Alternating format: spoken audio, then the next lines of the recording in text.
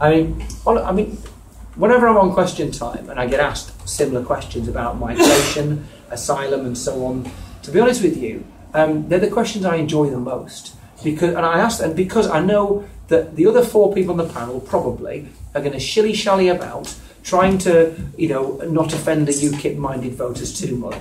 And I will use words like, well, I'll talk about the fact that immigration is a blessing and not a curse. And I will talk about the fact that whatever has prompted the migration of those people, if our first thought isn't compassion for them, both as they try to flee, but also when those people who do manage to come here, treating them as dignified human beings, and talking about what it is to be proud to be British, is to be proud of the way we treat the vulnerable, whether it be people who lived here all their lives, whether they come from elsewhere. And that to me is a no-brainer. And it's a way of actually reaching out to people who think, and whenever I look at Twitter afterwards, when you've said things like that, I watch all the kind of bile that I get from people who think they should all be sent back home or left to drown or shocking things like that.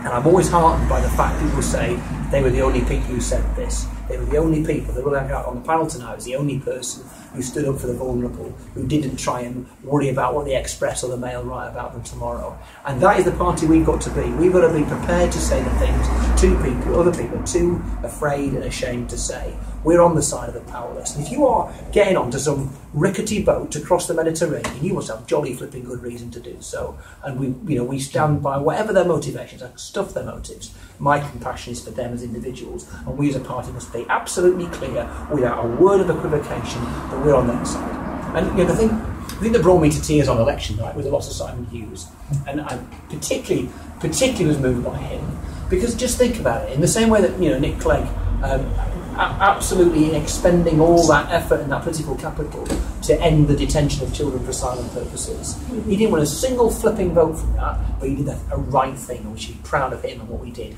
And then Simon Hughes spent 32 years finding the kind of people who either can't or won't vote.